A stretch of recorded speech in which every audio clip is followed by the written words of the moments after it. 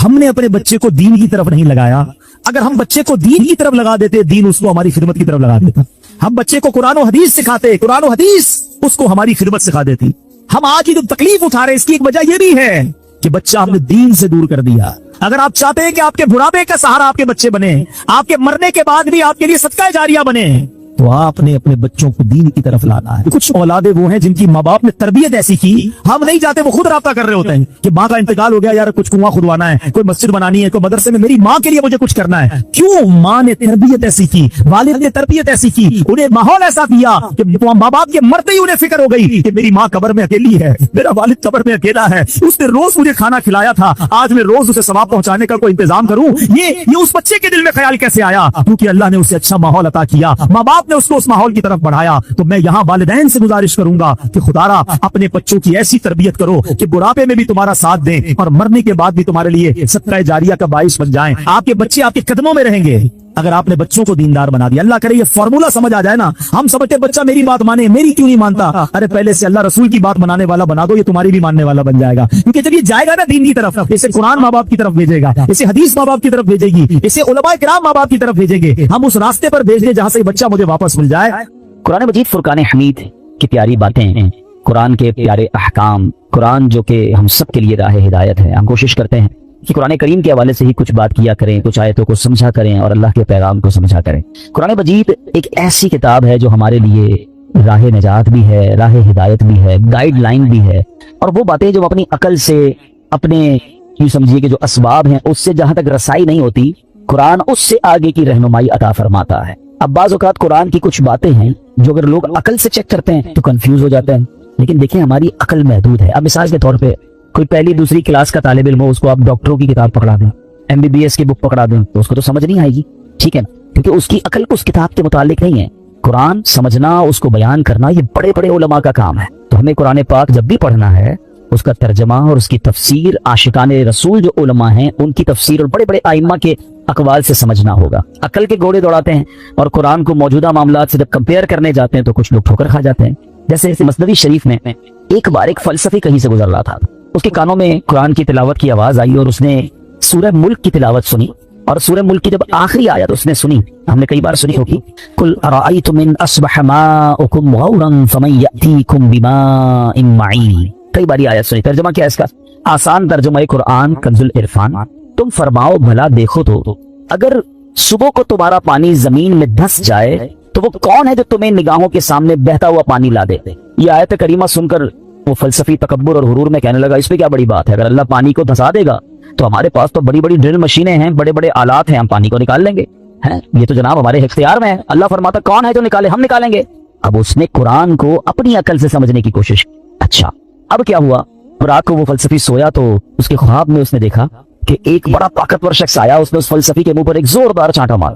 جب چانٹا مارا تو اس کی دونوں آنکھیں باہر آ گئیں, اور ہماری آنکھوں میں نور کا ایک ایک قطرہ ہوتا ہے, دونوں آنکھوں میں ایک ایک قطرہ ہوتا ہے جس سے ہم دیکھتے ہیں پانی, آنکھوں کا پانی جس کو کہا جاتا ہے. تو قطرے زمین پر گر کر خشک ہو گئے. خواب میں یہ سب کچھ ہوا ہے. خواب میں آنے والے شخص نے کہا کہ اے بدنصیب, اگر تو واقعی کدال اور پھاوڑے اور سائنسی آلات سے زمین میں گیا ہوا پانی نکال سکتا ہے تو اپنی ان دونوں آنکھوں سے نکلے ہوئے جو قطرے ہیں اس کو پانی کو نکال کے دکھا.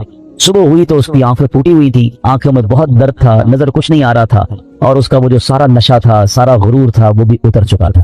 کہ ہر چیز اپنے دماغ سے فیصلہ نہیں کی جاتی, اللہ کے احکام ہیں تو ہمارا کام اس پر عمل کرنا ہے, اس پر یقین کرنا ہے, اسے فالو کرنا ہے. قرآن میں ایسے ایسے خزانے ہیں کہ قرآن تو وہ عظیم کتاب ہے کہ جس کی ہمیں جو ہے برکتیں حاصل کرنی چاہیے. معاذ اللہ اس کو ڈیبیٹ میں, یعنی اس کو اگینسٹ میں, اس کے بات کرنے سے پہلے 1000 بار سوچنا چاہیے. ہم مسلمان ہیں, ہمارا کام ایمان لانا ہے. شاعر کہتے ہیں نا, کسی کو تاجے وقار بخشے, کسی کو ذلت کے غار بخشے, جو سب کے ماتھے پہ مہر قدرت لگا رہا ہے وہی خدا ہے. ہمیں اللہ کریم کے ہر فرمان پر بلا چوں چراں رب کریم عمل کرنے کی اور یقین کرنے کی توفیق عطا فرمائے. اچھا اسی طرح قرآن مجید فرقان حمید میں اللہ کریم کی چونکہ اس میں باتیں ہیں, رب عز و جل کا ذکر ہے, اور اس میں ہمیں الحمدللہ اچھے طریقے سے ایمان بھی لانا ہے. یہاں ہمیں ایک اور بات بھی سمجھنا ہوگا کہ ہمارے اسلاف نے جب قرآن کریم فرقان حمید کو پڑھا تو پڑھنے کے بعد اس کے اندر ہم نے کتنا عمل کیا. بل تو ہم پڑھتے نہیں ہیں, پڑھتے ہیں تو عمل نہیں کرتے.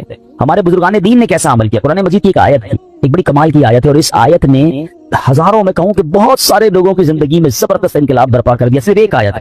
آیت کیا ہے؟ الم یأن للذین آمنوا ان تخشع قلوبهم لذکر اللہ. 27واں پارہ ہے, سورہ حدید ہے, آیت نمبر 16 ہے. اس ایک آیت میں اتنا گہرا میسج ہے.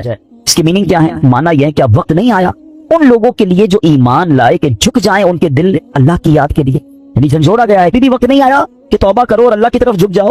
اب دیکھیں جس کے دل پہ اثر ہونا ہوتا ہے کیسا ہوتا ہے, جو پاکیزہ دل اللہ پاک جن کے دلوں پر قرآن کا اثر ڈالتا ہے کیسا ہوتا ہے کہ حضرت فضیل بن عیاض رحمت اللہ تعالی علیہ, یہ بہت بڑے اللہ کے ولی گزرے ہیں, مگر شاید بہت کم لوگوں کو پتا ہوگا کہ توبہ سے پہلے یہ بہت بڑے ڈاکو تھے, اور اتنے خطرناک ڈاکو تھے کہ محلے والے, علاقے والے, شہر والے ان سے ڈرا کرتے تھے.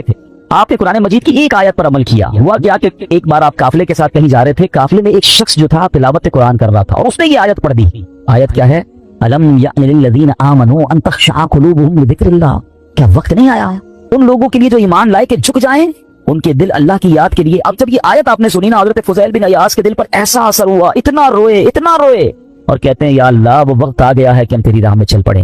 آپ رحمت اللہ تعالی زاروں کے تار رونے لگے, اس کے تقاضے پورے کیے, لوگوں کا لوٹا مال واپس کیا, اور اپنے سارے جو ڈاکوؤں کا گروپ تھا کہہ دیا کہ میں نے توبہ کر لی ہے, اب میں اللہ کی نافرمانی نہیں کروں گا. ڈاکوؤں کے قافلے والوں نے کہا کہ سردار آپ ڈکیتی میں بھی ہمارے سردار تھے, اب توبہ کر لی تو اس میں بھی آپ ہمارے سردار ہیں. پورے قافلے نے توبہ کی, اللہ کی یاد میں لگ گئے, علم دین سیکھا, عبادت و ریاضت میں مصروف ہوئے. اللہ اکبر. پھر اللہ نے آپ کو ولایت کا ایسا مقام عطا کیا. ایک مرتبہ مینا میں ایک پہاڑ پر موجود تھے, آپ نے فرمایا اگر کوئی ولی اللہ اس پہاڑ کو حکم دے کہ ایک پہاڑ لمبا ہو جا تو فوراً لمبا ہو جائے گا. بس اتنا کہنے کی دیر تھی کہ پہاڑ نے لمبا ہونا شروع کر دیا. آپ نے فرمایا پہاڑ رک جا, میں نے تجھے حکم نہیں دیا. یہ سنتے ہی وہ ٹھہر گیا. تو اللہ والے جو ہوتے ہیں, تو اب یہاں جو اصل ہمیں بات سیکھنی ہے کہ توبہ کرنے سے اللہ کیسا مرتبہ عطا فرماتا ہے. ڈاکو ہو اللہ اسے اپنا ولی بنا لے گا, بس سچے دل سے توبہ کرنا ہے اور قرآن کے نور کو دل میں داخل کرنا ہے. ایسی بہت ساری قرآن میں آیتیں ہیں, اگر بندہ دل سے پڑھے تو وہ ڈائریکٹ دل پر اثر کرتی ہیں, امپیکٹ کریٹ کرتی ہیں. آپ قرآن کا امپیکٹ دیکھیں نا, کبھی کبھی ایسا ہوتا ہے کہ بہت اچھا قاری تلاوت کرنے والا ہو, یا امام صاحب بڑی اچھی تلاوت کر رہے ہوں, ہمیں سمجھ نہیں آتا مگر آنکھوں سے آنسو جاری ہو جاتے ہیں, دل پر ایک کیفیت طاری ہو جاتی ہے. کیسے؟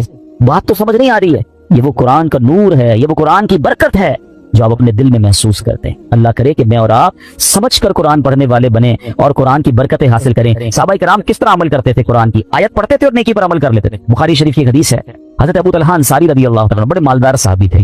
انہیں اپنے مال میں بے روحا, یہ بڑا پیارا ایک آپ کا کنواں تھا, باغ بھی تھا, وہ باغ بڑا پسند تھا آپ کو, تو بے روحا نامی باغ انہیں بڑا پسند تھا. تو قرآن کی آیت نازل ہوئی, لن تنالوا البر حتى تنفقوا مما تحبون. یہ چوتھے پارے کی پہلی آیت ہے. اب دیکھیں اس ایک آیت میں میسج کتنا ہے, 6600 سے زیادہ آیتوں میں کیا کیا خزانے ہوں گے. میں نے آپ کو ابھی ایک آیت سنائی جس نے حضرت فضیل بن عیاض کو بدل دیا. اب یہ ایک آیت سنائیے, چوتھے پارے کی پہلی آیت. ترجمہ کیا ہے اس کا؟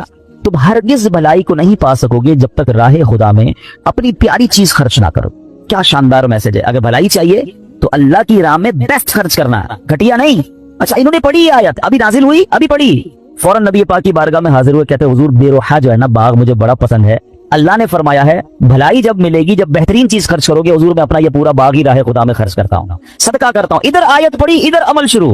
ہم نہ جانے کتنے بیان سنتے ہیں, کتنی آیتیں پڑھتے ہیں, کتنا قرآن پڑھتے ہیں, عمل کدھر ہے؟ تو یہ وہ لوگ تھے جو قرآن پڑھتے تھے اور فوراً اس پر عمل کرنا شروع کرتے تھے. پھر اللہ نے ان کو کیسا مرتبہ عطا فرمایا. اے میرے پیارے اسلامی بھائیوں, قرآن سے